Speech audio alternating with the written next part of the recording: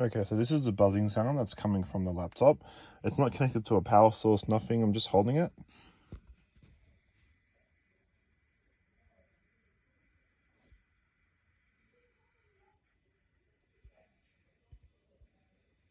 It almost sounds like a broken hard drive or something, so I don't know.